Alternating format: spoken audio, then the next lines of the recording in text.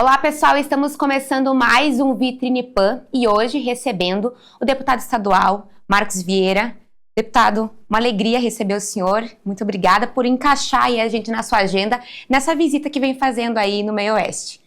Eu que agradeço, Elis, ao mesmo tempo que cumprimento a todas as senhoras e senhores ouvintes, telespectadores da Jovem Pan, aqui da querida cidade de Joaçaba e Eval do Oeste.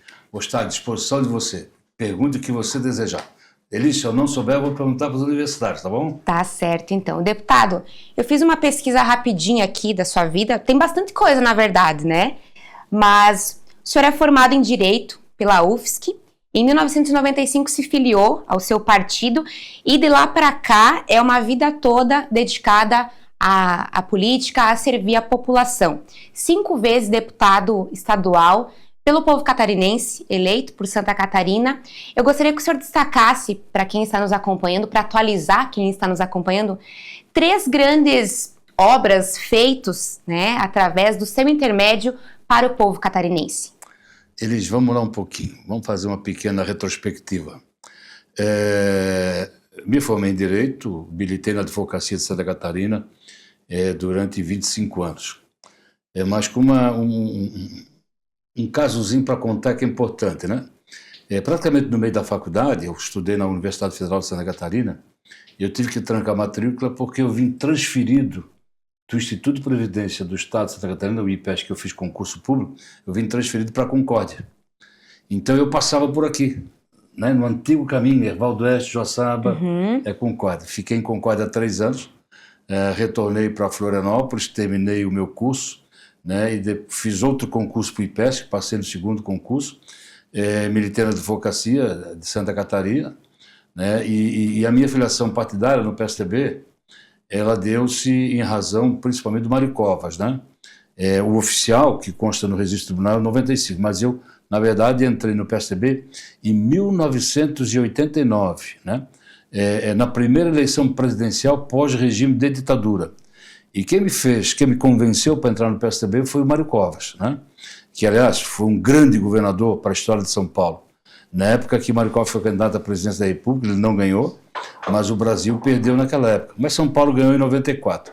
Então, a minha militância no partido ela começou realmente em 89, tem 36 anos de PSDB. E ao longo desses mandatos todos que eu tenho, que a população me deu, tem alguns pontos que realmente são relevantes, né? Um deles, né, está fazendo chegar nas prefeituras de Santa Catarina, esse ano 2025, cerca de 750 milhões de reais. Né? Você vai assim, mas como que o deputado está liberando 750 milhões de reais? Não? Na verdade, eu encampei uma ideia que foi apresentada pelo então deputado Juarez Ponticelli, que ele subscreveu a PEC, a proposta de emenda à Constituição, para implantar as chamadas emendas parlamentares impositivas em Santa Catarina.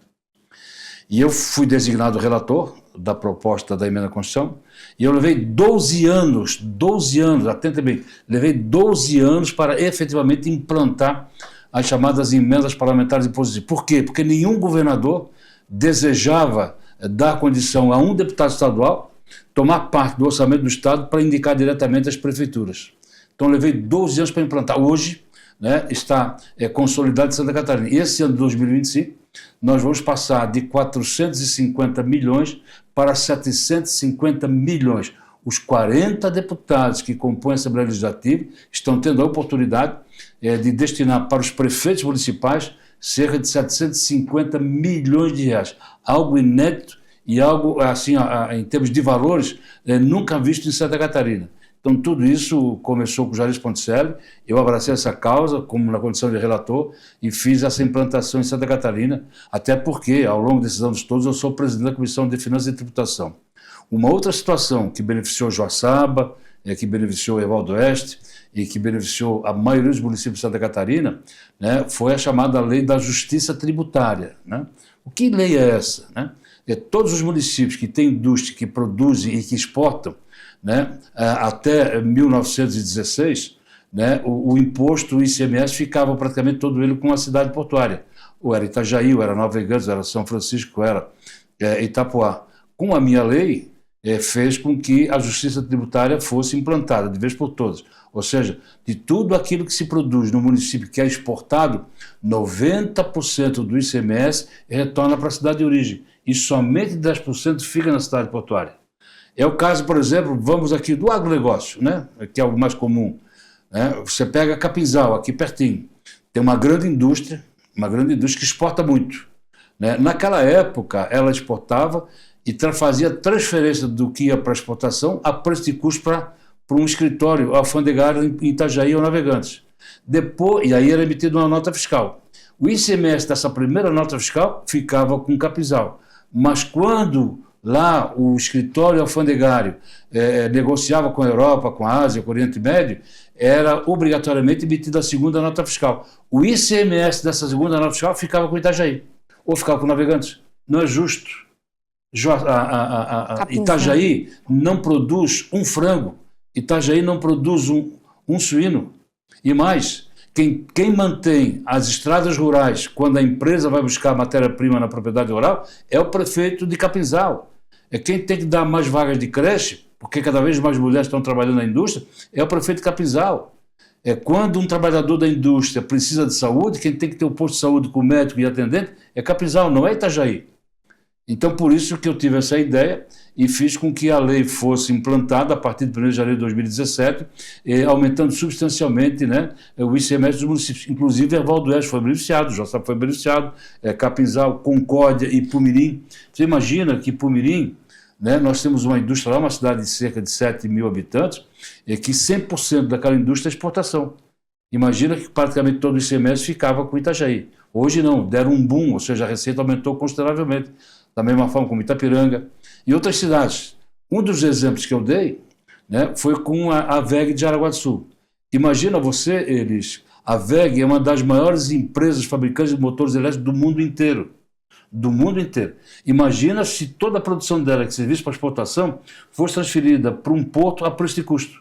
Acabava com a economia de Jaraguá do Sul. Uhum. Então, por isso a minha lei. Então, um feito que eu fiz, custei muito para aprovar, levei 1 ano para aprovar esse projeto de lei, depois levou mais 1 ano para a Secretaria da Fazenda levantar o movimento econômico, e aí sim entrou em vigor a partir de 1º de janeiro de 2017. Então, feitos assim extremamente importantes. Outras situações que a gente tem trabalhado, né, na lei que beneficiou milhares e milhares e milhares de estudantes que sofriam com um trote violento quando adentraram as universidades.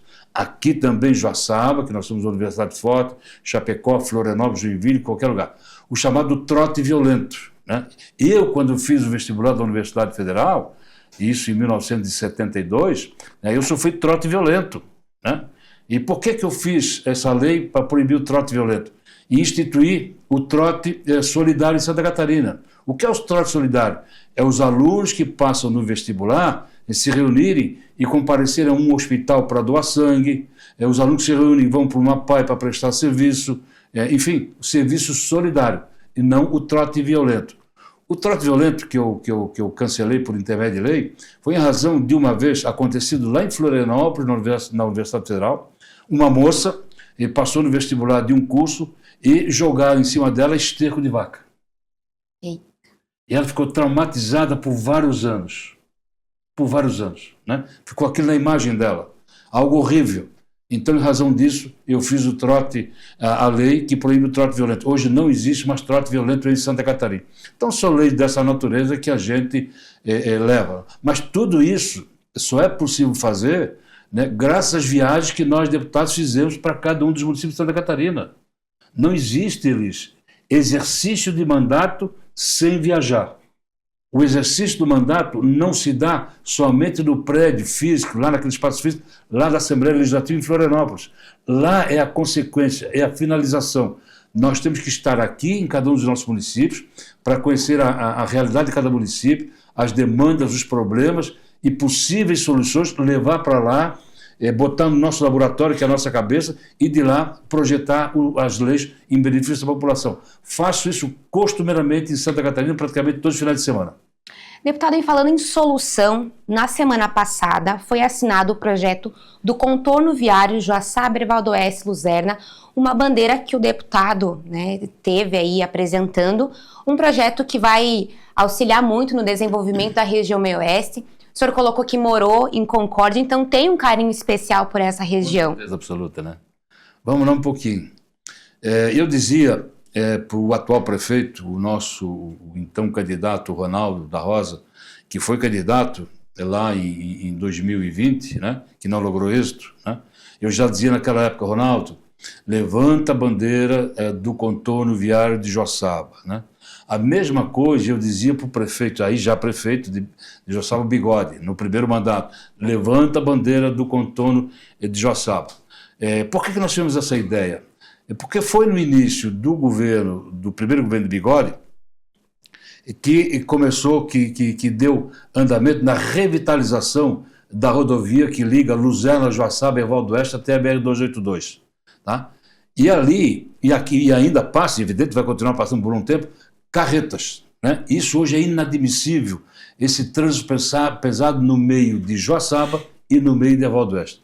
Nós temos que ter os dois contornos viários, né? O contorno viário leste que atende Evaldo Oeste e o contorno viário oeste que atende Joaçaba, né? Então nós temos que ter essas duas situações, né?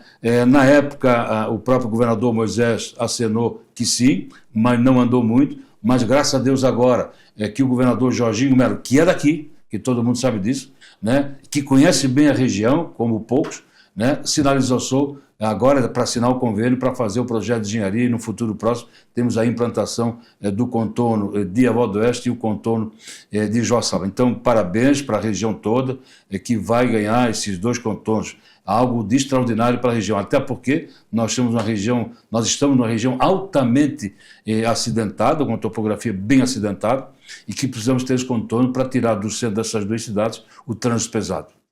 Deputado, falando, né, bem como o senhor citou, o governador Jorginho Melo, então ele esteve também na semana passada aqui e vem descentralizando o governo, conversando com os prefeitos das regiões e tem sido também generoso, né, ouvindo as demandas, as necessidades de cada prefeito. Como que o senhor, né, no seu ponto de vista, enxerga esse contato do governador com essas lideranças, né? O senhor, como também preside a Comissão de Finanças da Alesc, como que está o Caixa do Estado para que esses acordos, né, esses contatos, essas conversas saiam do papel e sejam realizadas Vamos lá, de forma... interessante, né? Que bom que o governador Jorginho Melo tem estado nas mais diversas regiões de Santa Catarina, conversando com os prefeitos, no sentido de dar a esses prefeitos condições de executar obras em cada uma das suas cidades. É o caso específico aqui, a partir de agora, a execução do projeto de engenharia dos contornos de Eval e de Joaçaba. Mas vamos lá um pouquinho. Se você me perguntar assim, mas deputado Marcos Vieira, no seu mandato, quando Raimundo Colombo era governador, tinha dinheiro? Não, não tinha. Era verdade, não tinha dinheiro. O Raimundo Colombo chorava, né, pitangas que não tinha dinheiro, e era verdade. Então, como é que o Moisés passou a ter dinheiro e como é que o governador Jorginho Melo tem dinheiro? Tudo isso, evidentemente, fruto de um esforço dos técnicos da Secretaria de Estado da Fazenda, dos procuradores do Estado, da PGE, e também da Assembleia Legislativa, que encampou e presidiu todas as audiências públicas, principalmente nos anos de 2019 e 2020, nos quesitos de revisão de concessão ou não de benefício fiscal, de concessão ou não de incentivo fiscal em Santa Catarina. Porque até então, os benefícios fiscais eram concedidos, na maioria das vezes, por os chamados amigos do rei. Não era para setor produtivo, era para algo individual, para uma empresa. Hoje não. Nós, na Assembleia, nós cancelamos tudo isso e instituímos que cada benefício fiscal, cada incentivo fiscal que for concedido tem que ser para o setor produtivo. Vou dar um exemplo, o da erva mate, que é a nossa bebida preferida, né? A erva mate, que pagava 17% de ICMS até 2019, passou na época, nós negociamos bastante e passamos para 12%, e aí ao final de 2020 nós incluímos a erva mate na cesta básica de produtos consumidos, de altamente consumidos pela população, e veio para 7%. Só que todas as empresas que produzem erva mate pagam ICMS 7%. Não tem nada de questão individual. Nós fizemos essa revisão toda. Tivemos a coragem, na Assembleia Legislativa, de baixar o ICMS no início da cadeia produtiva de 17% para 12%. Vou dar um exemplo.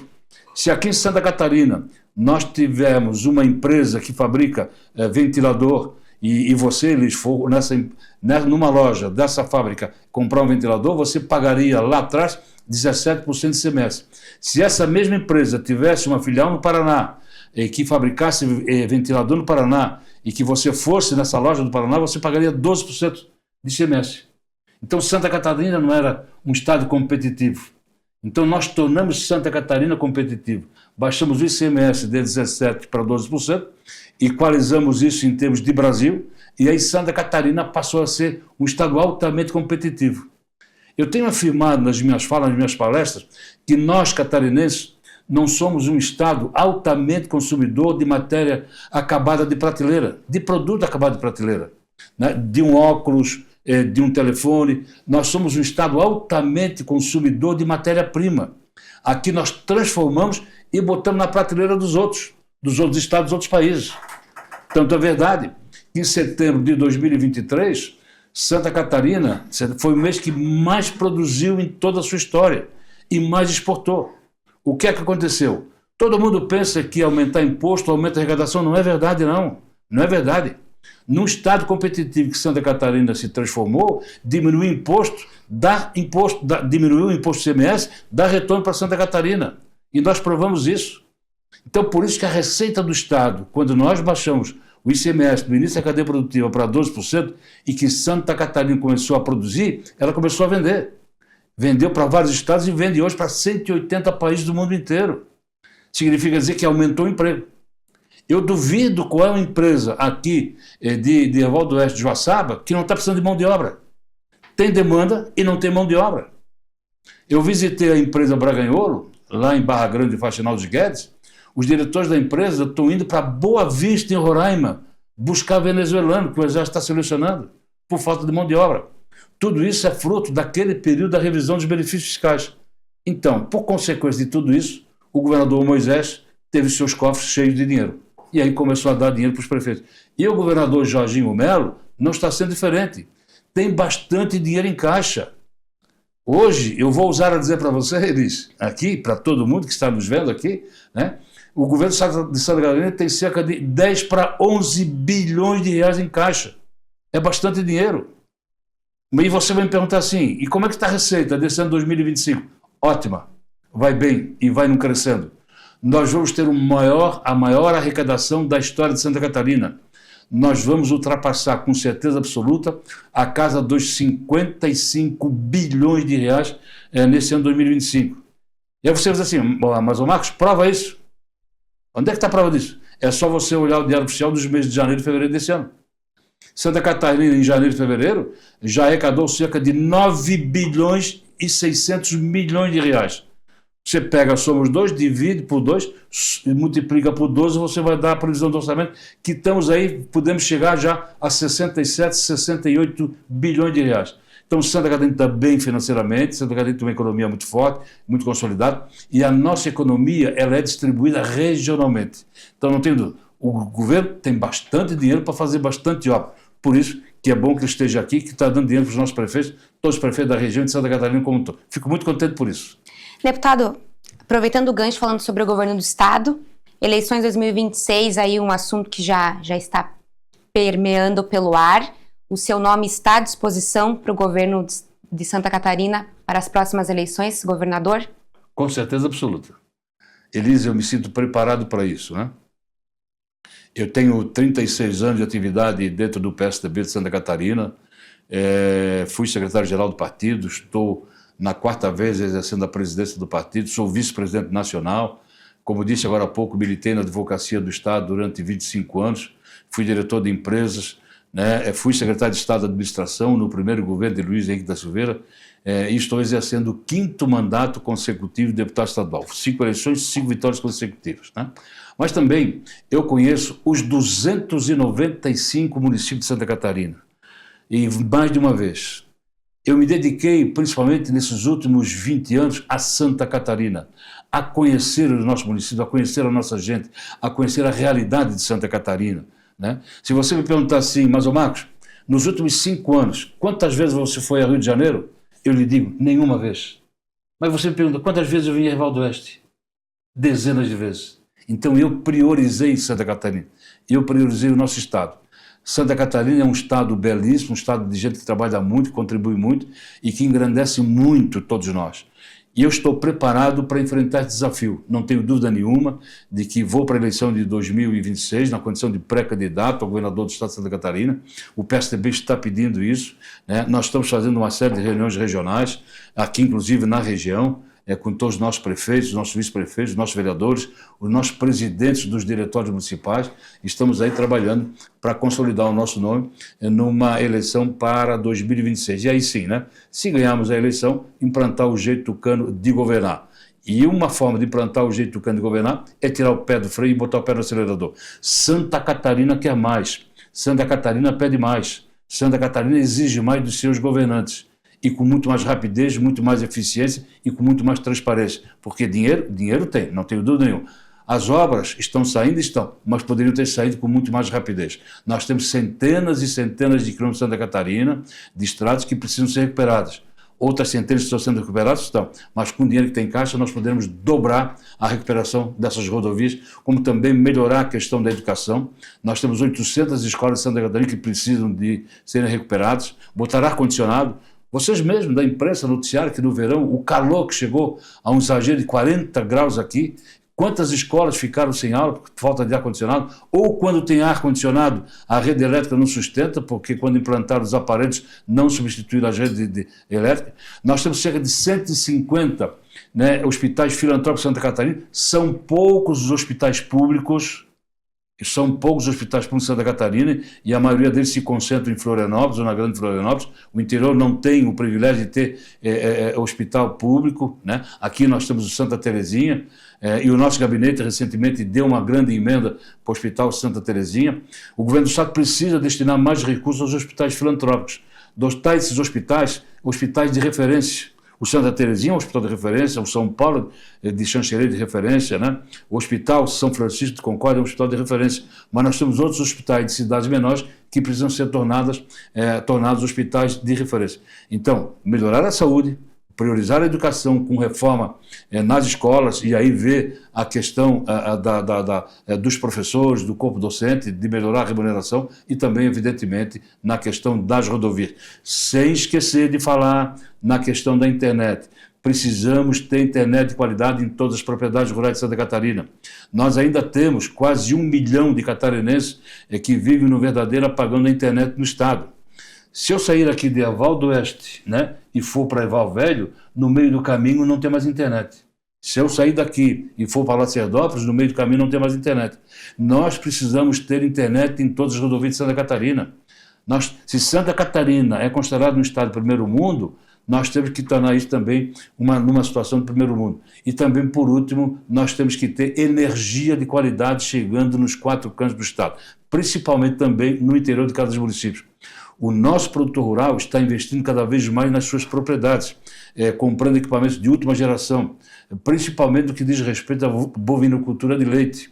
Nós precisamos continuar sendo um dos maiores produtores de leite do Brasil, mas para tanto precisamos ter energia de qualidade também. Então isso tudo é o jeito tucano de governar e que se eleito for, nós vamos implantar em Santa Catarina.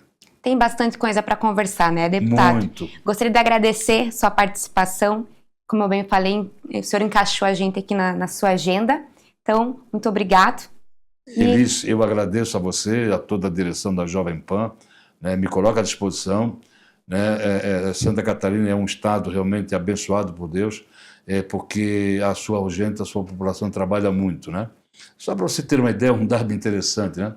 Você sabe que ainda nós temos 93 municípios de Santa Catarina com menos de 5 mil habitantes. Nós temos somente, no nosso grande oeste, de Curitibanos até a extrema fronteira, lá com o Paraíso, na divisa com a Argentina, nós só temos 5 municípios que têm mais de 50 mil habitantes. Pela ordem decrescente, é Chapecó, Concórdia, Caçador, Videira e Xanxerê. Nem Joaçaba. Aliás, Joaçaba é o município mãe de outros 28 municípios. Se não tivesse todos esses desmembrados, Joaçaba hoje seria um dos maiores municípios do nosso Grande Oeste. Então, parabéns para a Jovem Pan, parabéns para você, Elis, muito obrigado pela oportunidade, né, que todos tenham um bom final de semana, tá? E que Deus abençoe a todos nós. E esse foi o nosso Vitrine Pan de hoje, conversando com o deputado estadual Marcos Vieira. Até mais!